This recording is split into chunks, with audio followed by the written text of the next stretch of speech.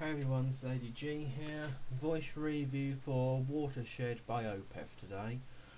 Okay, it's been quite a few years since Ghost Reveries came out, and I thought the album was fantastic. It was my introduction to Opeth, and ever since Watershed was announced, I've been eagerly waiting for it, and I'm going to admit, it both fulfills all expectations I had for it, but also has a couple of disappointments, and one of them is for the special edition of the album, which is the one I bought, the one that looks like is in the cardboard case, looks like an envelope. Before it came out, they were advertised having bonus tracks, namely Derelict Herds, Bridge of Sighs, and that funny one, Another Language, that I'm not even going to try to pronounce. I expected them to be on the end of the CD, but they're not. They're on the DVD.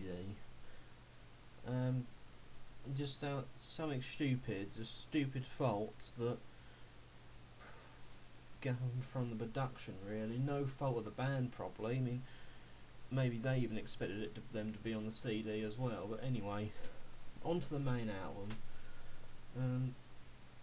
Decent songs. There's only 7, but you know, it's got a fair few good songs. And when you play the album as a whole, it is a masterpiece. And but the thing is, not every track on here is one that I could say go on my computer's media player and just play on its own.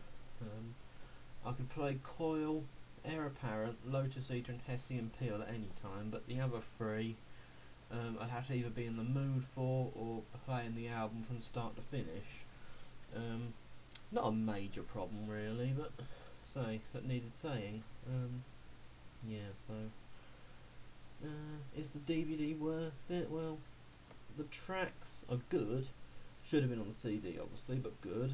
And the rehearsal tapes worth watching a couple of times. But if you're like me, I've watched it I think twice since when I first got this album, and not since. So you can base your decision on getting a limited edition on that, really.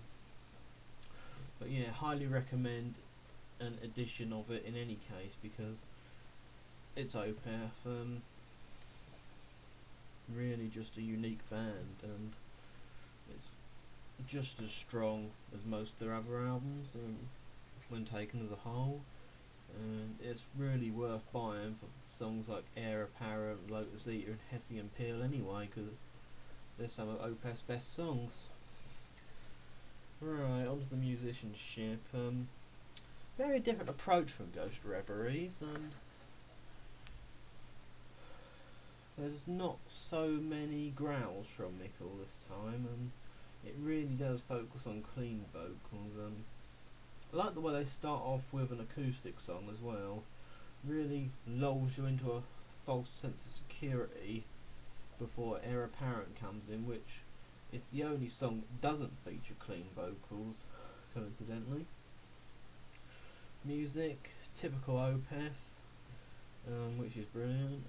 Mikkel Agerfeldt's a genius songwriter, definitely. So, what score does this deserve? If I was rating every song, I'd probably give it an 8, but it's an album. You're supposed to take it as an album. Playing it right through as an album, I enjoy it a lot more than taking song by song, so I think it deserves 9 points out of 10, this one. Not my favourite Opeth album, but you know, it's definitely up there in the sort of top 4 or 5. So it's ADG, peace, and stay metal.